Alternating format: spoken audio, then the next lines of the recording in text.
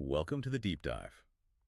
Today we are strapping ourselves into the generative music cockpit, but we're not just talking about algorithms that shuffle notes or, feed data into some huge model. We're talking about something much more, philosophical. We're talking about codified creative intentionality. Exactly. We're diving into two really fascinating generative objects designed to house the very will of the composer, Ethos and Daimon. And that's such a crucial shift in thinking. I mean, our source material points to this foundational problem with pretty much all the earlier algorithmic systems. Fair. They were just stuck worrying about grammar, rules about what not to do, just trying to avoid dissonance or rhythmic chaos. They were great at making music that sounded acceptable. But they lacked any real direction. No direction at all. They were just rules to avoid the train wreck, but they never told the music where it was actually supposed to be going. Right. So the mission of this entire architecture is to move beyond that mere grammar toward teleology. Right. Exactly. The inherent purpose, the creative will, the final intended direction.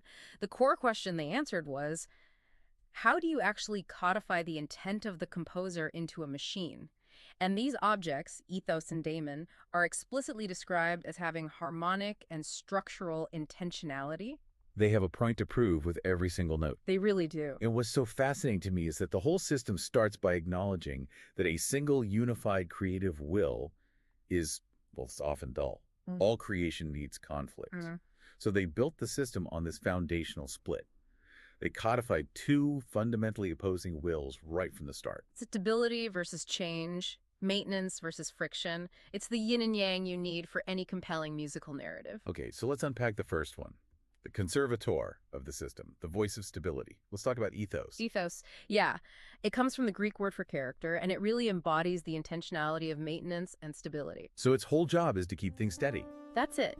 If you think of a character in a story who is focused on preservation, its job is to keep the current feeling, the current harmonic state going, unless there's a really, really good reason to disrupt it. The voice of controlled purpose. That's the perfect phrase for it. And the philosophy it uses to achieve this it's beautifully abstract, but also really simple.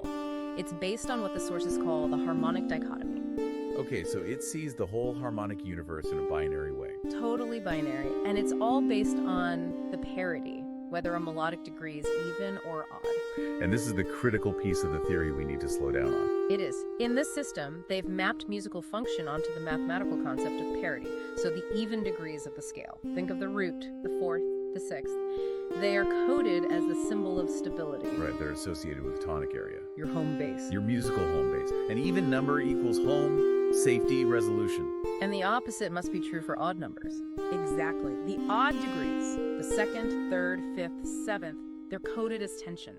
They are the notes that inherently lead you away from home, toward the dominant or subdominant. So ethos doesn't use complex emotional rules. It's just simple math. Even versus odd. Simple, elegant math.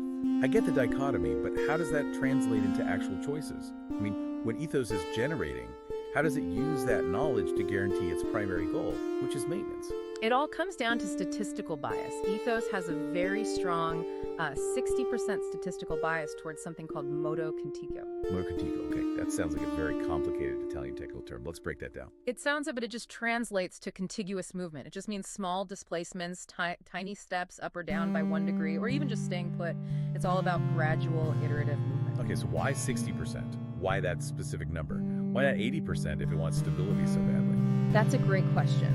Because these small movements, these tiny steps, are what tend to maintain the current harmonic state. If ethos is in an even state, a modo contigo step is statistically very likely to keep it even. And same if it's in an odd state. Same if it's in an odd state. So this preference reinforces whatever state it's already in. It guarantees these smooth, purposeful musical lines. If you made it 80%, the music would just become incredibly static and predictable. It would die on the vine. So 60% is that sweet spot. It's intentional gradualism without total stasis. It establishes character. Precisely. Now, if 60% is for maintaining the state, that leaves the other 40%. And that is the necessary rebellion. That's the salto. The jump. The wide movement. And this is what prevents stagnation. So what makes ethos decide to use it? It's not random, right? Not at all. That 40% bias toward the salto is reserved for one very specific function, to force the change of the harmonic state. Ethos will only choose this path when its internal logic says that the current stability has become excessive. It's the mechanism to flip the script, to move from Perry to Disparity or back again. So even the voice's stability knows it needs to shake things up sometimes. It has to, otherwise the listener just tunes out. And that brings us to the necessary counterforce. Right. When the architects of the system realized they needed to handle polyphonia, counterpoint, multiple voices interacting, they couldn't just clone Ethos. No, you can't have two voices trying to do the exact same thing. You need friction, you need reaction, you need a voice whose goal is inherently relational and maybe a little antagonistic. So now we introduce Daimon, the internal spirit. And the sources say its philosophy is built on the simple inversion of Ethos's logic. And that's the elegant hack right there. If Ethos is predisposed to stability, Daimon is built to pursue change. We don't need a whole new complex rule set. We just flip the statistical weight. You just flip it. So Daimon is built with that inverted intentionality. It has the 60% predisposition toward the salto, the jump, and cambiamento, change. Its purpose is to seek out dynamic instability. That's its whole reason for being. But wait a second. Yeah. If Daimon is obsessed with change, jumping 60% of the time, how do you stop that melodic line from just becoming chaos? Doesn't that just sound like random noise? And it would if it existed in a vacuum. But that is the genius of its relational design. Daimon is still constrained by the overall grammar that both objects share. Okay. But its will is opposite. So Ethos generates that fluid, stable line, the harmonic anchor. And Daimon, with its 60% bias for jumps, creates a line that's described as more nervous, more inclined to scatty, these sudden, angular moves. So it's not random, it's reactive friction. Perfectly put, it creates this constant textural contrast. And that antagonism doesn't just play out melodically, it's rhythmic too. Right. Tell me about its structural role. So, when Ethos, following its own logic, decides it's reached a point of stability overload, it enters a pausa strutturale, a structural pause. The voice of stability rests. But the music can't stop, so Daimon steps in and maintains movimento continuo. It actively fills the void left by Ethos's pause. And that keeps the whole composition from grinding to a halt. It does, and it also subtly emphasizes the rhythmic accent of its partner. It's this, you called it a cooperative antagonism. It's beautiful. The two voices take turns driving the motion. So we have these two incredible forces, Ethos and Daimon, fighting each other, pulling the music between stability and tension. It's this structured conflict on the micro level. But how do you scale that up? How do these micro wills govern the entire form of a piece? Yeah, how do you get from a sentence to a whole chapter? You have to move the intentionality up to a higher single governing level. And this is achieved through an evolved rhythmic object, pulsa ++ bridge, and the master governor, the seed. Okay, let's start with pulsa +++. We know Ethos is stable and Daimon is nervous. Does pulsa ++ just reinforce that rhythmically? It does, but very comprehensively. Pulsa ++ provides two complementary rhythms designed to perfectly match the characters of two objects. So regular, predictable rhythm for Ethos. Exactly, reinforcing its role as the anchor. And then conversely, it provides a modulated and irregular rhythm to Daimon, the object that craves instability, giving it the capacity for those scatty we mentioned. The rhythmic profile is now structurally married to the melodic will. It's a total change in personality. A total change. But now we get to the core identity, the DNA of the entire phrase, the seed. This is the single highest point of command in the whole system. And this is where the major formal changes get dictated, right? Moving from theme A to theme B. This is the governor of structure. When the system needs to create a major formal change, say, moving from a simple, flowing section to a turbulent one, the fundamental rules of Ethos and Daimon are not modified, and this is the crucial insight. Wait, why not? Why can't you just tweak Ethos's bias from 60-40 to, say, 50-50 for a specific theme? Because the biases define their will. If you change the bias, you change who Ethos or Daimon is. They lose their identity. Instead, to achieve structural change, you only change the seed.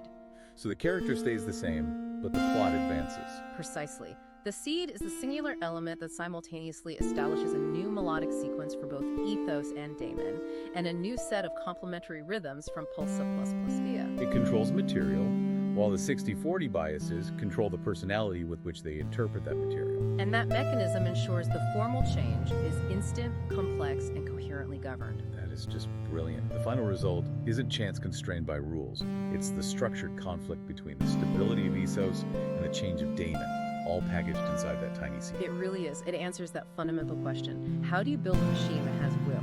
They did it by dividing that will into two statistically defined characters and then giving them a unified governor. So the core insight here, really, is that this system gives you a shortcut to creative form by codifying teleology. Every note, every pause, every cycle is a manifestation of an organized intention. It's the difference between a system that can draw shapes and a system that can draw a story. And as we close this deep dive, it really does raise a provocative question for you, the listener. This entire architecture rests on a statistical bias, that 60% preference defining the will of an object. So if you were designing a system meant to generate a deep emotional resonance, say music that instills profound hope or maybe debilitating anxiety, what specific statistical bias, what 60-40 split would you encode into the machine's character? And how would that statistical leaning ultimately define the kind of musical energy it creates? Something to think about the next time you hear a truly purposeful musical line.